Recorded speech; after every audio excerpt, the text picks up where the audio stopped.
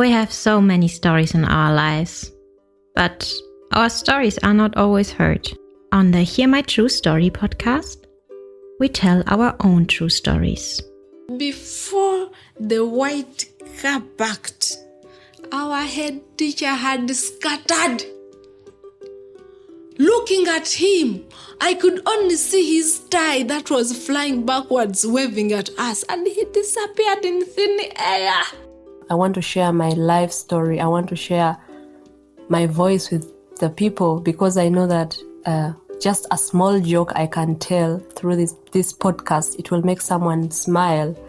When you ask me what I fear most in life, I would definitely respond to you and say it's fear itself. We are fighting for togetherness. We are fighting for equal rights. We are fighting to end injustice. You don't have to be a storyteller or writer because, guess what? Life writes the best stories. Hear my true story.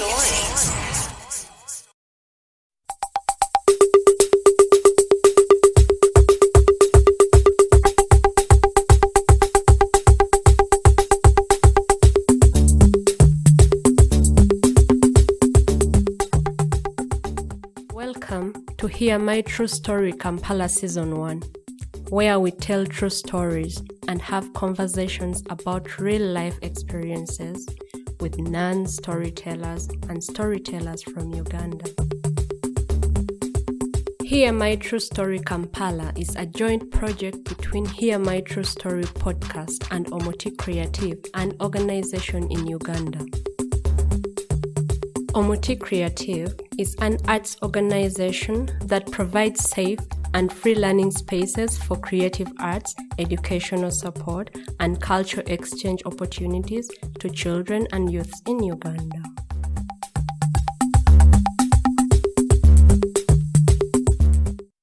Hello, listeners.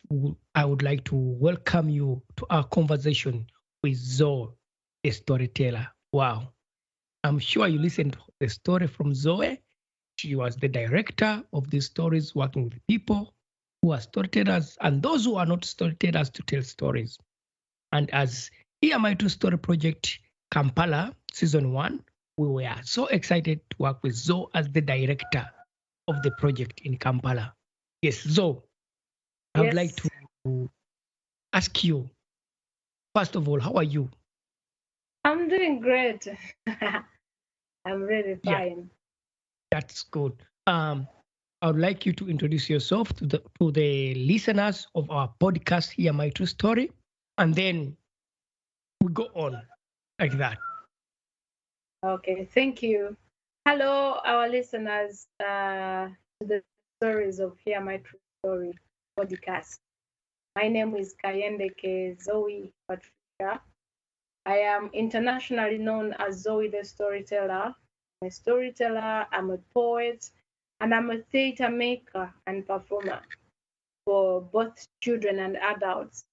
I had the theater training from Cape Town at Magnet Theater, and it was such an honor. From that training, we did a theater piece for 3 to 7 years old, called Plastica, that has toured. It has toured Croatia, it has toured South Africa twice, it has toured Angola, and we are planning that as the world opens up, we can have it tour around the world. I have done a music international collabo with a South African artist called Ms. Lanta. I cannot pronounce it because of the click sounds, but yeah, it's called Ms. Lanta and it's called the Chalo Change. Wow. Yeah, yes. And Wow. It's been an honor directing the storytellers of Hear My True Story podcast. Wow, thank you so much. So you are really a talented person.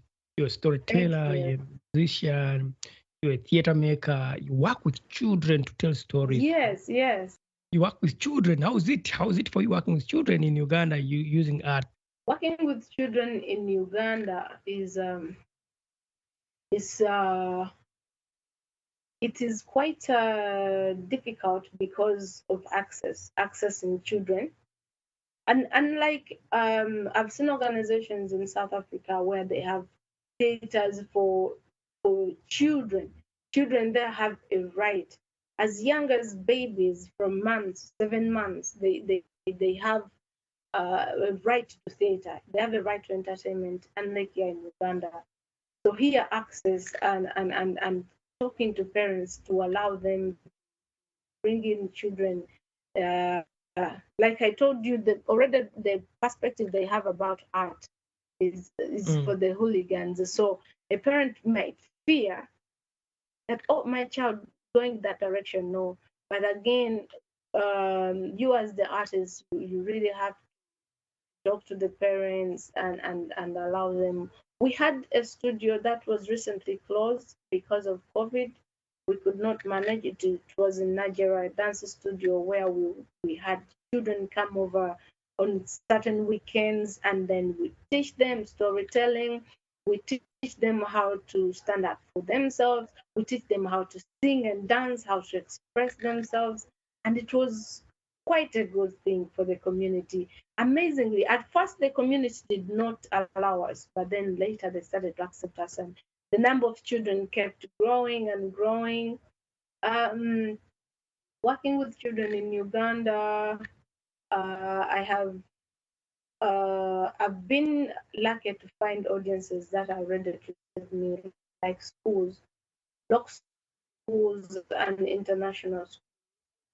But then the children audiences they're very amazing, very different from the adult audience. They make you think deeper. They make you see life from their world, which is amazing. You think you're going to teach them, but you come out the student instead.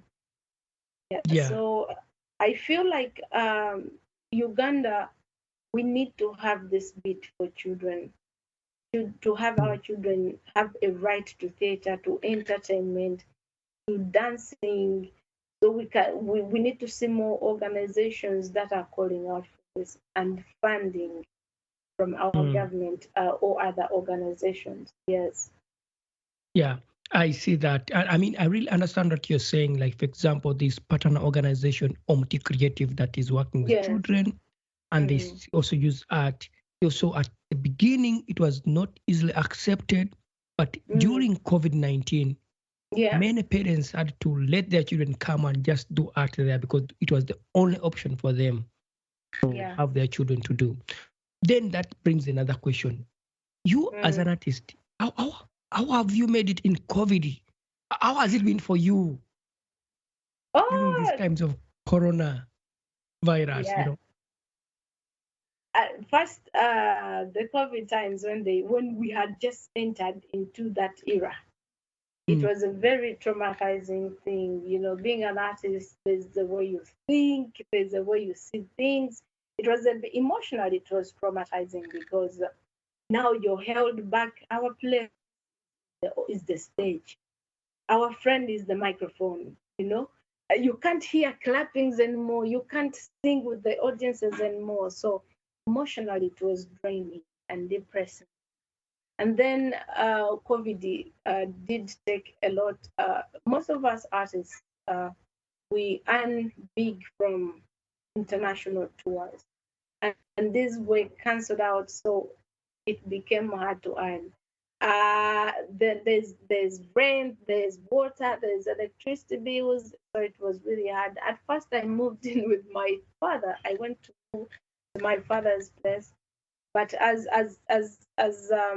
the lockdown was eased, I went back to staying with myself, and I can only say it has been the grace of God. It has been the grace of God.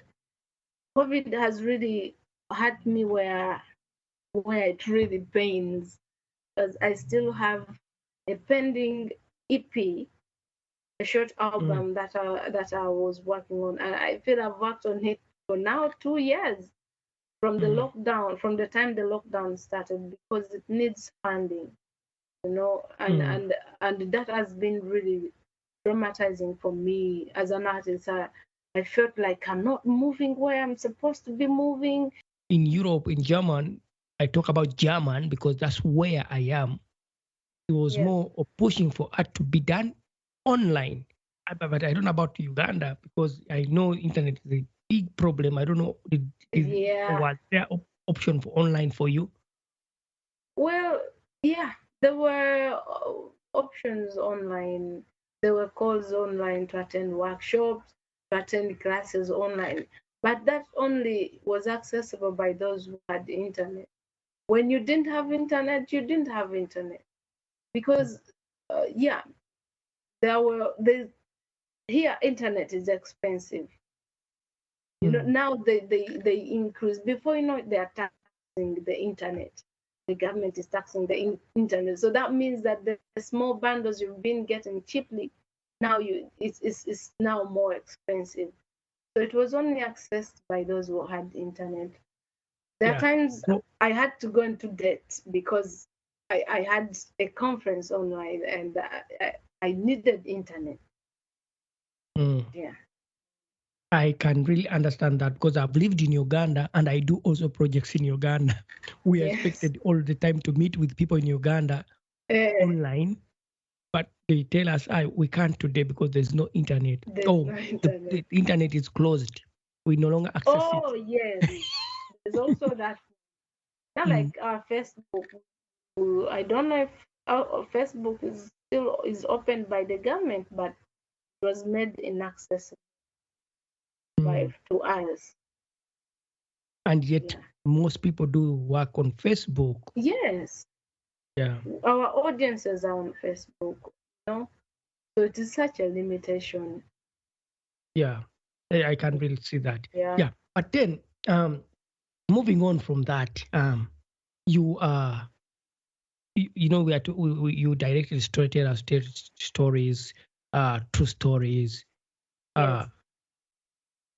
There are more true storytelling in Uganda, or is it not much as pushed as an art form?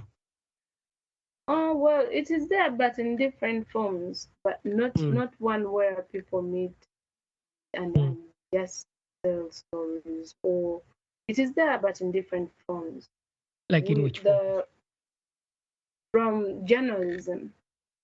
There are shows on TV, there are shows on radio where people talk about their lives, you know.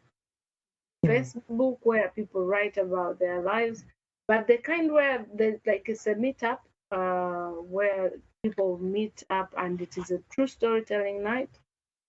I've had the first one from you when you organized one in Kampala. That was my first one. Yeah. For our listeners, before COVID-19, we had some true storytelling nights in Kampala. That was like in 2000. I would say it was 18. Yeah, 2018. Yeah. Yes. But now with Corona, we can't do those nights anymore. And maybe if Corona stops, we would be able to do more nights in Kampala with true storytelling. And in your story that you shared with us, you talk about how your mother was a runner past you. Was your mother there always to support you? I mean, telling you stories or something that is special about that? With my mother, growing up, mostly we were so loved by our grandmothers and aunties, you know. So most of the times we spent our times with our grandmothers and aunties. But my mother was a storyteller. She used to tell so many stories through her lullabies. You know, when you're at the farm and you're seated there and she wants to warn you about something, she would tell a story. But about my mother running, my mother was a runner. I got to know about it from when she was dead and they were reading about her. They said she was a runner who used to, in school, she was such a fast runner that every time there were competitions, they had to check to be sure that she's a woman so she can run among the females. And they say she was so fast.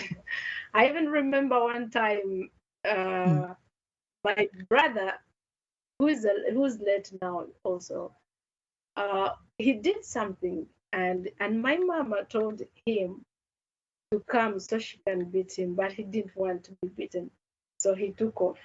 They ran.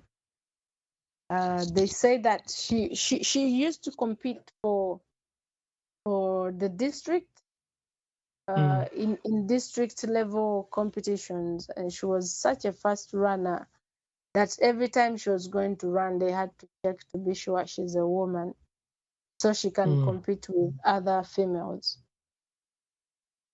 So seeing her run, when they were talking about that during her burial, I recalled that day, and now I put the dots together. I was like, oh, that's why she came running like a cheetah. Yes. Yeah. So, are you also a runner? I mean, have you ever tried running? No, the only person who was well gifted was my late brother. He was such a talent. He was a fast runner like my mother. He was a music producer. He was a playwright. He was an actor with awards. He was he was a doctor. He was a herbalist. Yes, but me, anything to do with sports, I only spectate. I'm a love of MDD, music, dance, and drama, but sports, no. No. Wow. Yeah. So, just like in your story, you talked about the white pajero and the white person coming in your village. I mean, I would like, would you draw for our listeners how it is like? Years before, in the local communities, people used to hear about the white man. But they would hear about the white man with other stories. They heard about him as the slave trader. They heard about him as a hater for the black skin. But they had never seen him or even talked with him. They had never seen him laugh. They had never seen him cry. And I remember in our village, every time a white person came, the children would be all over that person. And there were all these theories about them. We feared them in our village.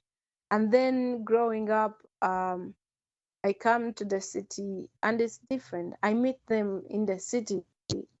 They are my teachers at school. And then you get to understand they are human like you are. And then you get to understand. But then today, the Uganda today, we are a very, very hospitable nation. That has been written about us. We love visitors to this nation. Ugandans are the most loving people I know. Don't you think that it's only in Uganda where people greet? You greet someone you don't know just to find out how they slept on the way.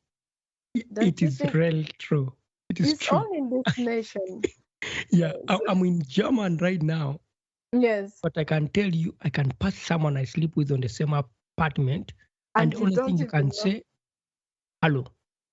Only that. Say, yeah. They just said Guten Morgen, done. Yeah.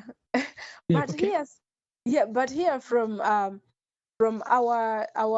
traditions, we've been taught how to treat visitors, and that's how we are. The greeting alone is a greeting that is very prolonged. In fact, in some communities, like in Busoga, it's like a song. How are you? How are you? I'm fine. The mosquitoes that beat you yesterday, are they still biting? No, they died. You know, like it's like a song, it's like a story. So Uganda is a very, very hospitable nation, and we love right now. And even there's an increasing rate of interracial marriages. So we are becoming more one than in the past. Yeah. Yes. I see that. You see, I come from Busoga region, that is in the eastern part of Uganda. I'm in Musoga, and our greeting is storytelling. Yes. people ask you about your chicken, your cow, the mosquito that bit you, just like you said. Are the children Yes. fine? Did you eat Yes. well? Yeah, they ask you everything. Everything. Yes. I grew up knowing that's greeting to me. When I came to Yes. German, I learned that greeting is only Guten Morgen, hello. Someone to ask you something about how you slept. It's more like you know them more. And now I learned that, okay, maybe this is not my culture. I need to also to tone down in my greeting. Yes. And as we were talking about sports, Mm. I remembered I am with the sports. I'm into the swimming department. I am a certified professional swimming official with Uganda Swimming Federation. I have been trained by them for many years. I've officiated on big national and international events. Recently, there's been the Kana Zone 3 swimming competitions that have featured young people from Kenya, Eritrea, Tanzania, Burundi. We there's Rwanda, South Africa. Yes, so I think that's the sport I would say took my interest. But for the others, I'm a spectator. I'd forgotten that Wow. bit. Yeah. Yeah, so you're a sports lady at the end of it. Yes. Swimming. Yes. Yeah, you are lucky. Yeah, I'm looking for a swimming class. I need to learn how to swim. We do. I sometimes fear to say it because there's a stereotype about Yes. black people. Black That, people black not people swimming. don't know how to swim. I don't know That's where that stereotype comes from with people in Europe or in German when they think, oh, they ask you, do you know how to swim? Then I don't know, which means maybe satisfying the stereotype, but I'm going to learn swimming. I've seen it even in movies where they are making fun of black people and swimming. So I think it's a worldwide thing. I think so, yeah. It's a worldwide Yes. stereotype, yeah. Of Yeah. course, you have traveled to Europe. I'm sure you have met that. If you told someone, do you know Eh, that I swim? Well, what is eh, their reaction? Have you experienced that? like you tell someone, it's like, what? So like it's sometimes it's a new thing. There's swimming in Uganda, swimming in Africa, and then if you tell someone I can't swim, most times they're like, oh, yeah, we've been told that Africans do not know how to swim. Or sometimes you go somewhere and when they're asking you questions, is it true that Africans do not swim? That's a little bit weird. How come they do not know how to swim? Yeah. Oh my God, these stereotypes. We meet them all the time. Sometimes these things do not they do not I don't sometimes they may not be intentional, but someone finds themselves because it's the stereotype, and now it found its way to fit into conversation, Mhm. and it feels like a normal question, yet it's offensive sometimes. Yeah, yeah. Yeah. Wow, it has been really nice talking to you, yeah? But I would just like to ask you something about your work. Yes. Would you like to share some of your successful projects? Thank you. The baby that I really adore is that international music collabo with Miss Lanka called the Chalo Change. It's found on Spotify. The Chalo Change is spelled EKYALOKYANGE. It's found on Spotify. It's a song that talks about my village. While Mizelanta is talking about the beauty of South Africa, in the song I welcome him to Uganda, and I sit on the mat and he sits on the stool. I sit on the mat because I'm a woman. I kneel to greet him, and he's seated on the stool because he's a man. And it's not anything because of suppression, but it's just the beauty of our culture. and I give him the nuts that we give to our visitors, the groundnuts and the herbal tea, and that's what the song is. It's a pride in Africa. And the Plastica theater piece for children that has toured South Africa, that has toured different nations. We are working with a certain artist in Uganda under Black Anthem Theater theater.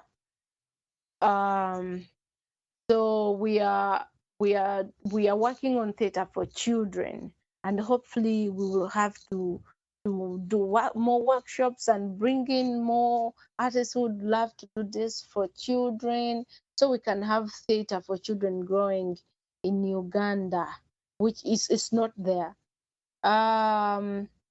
You can also find some of my works on YouTube.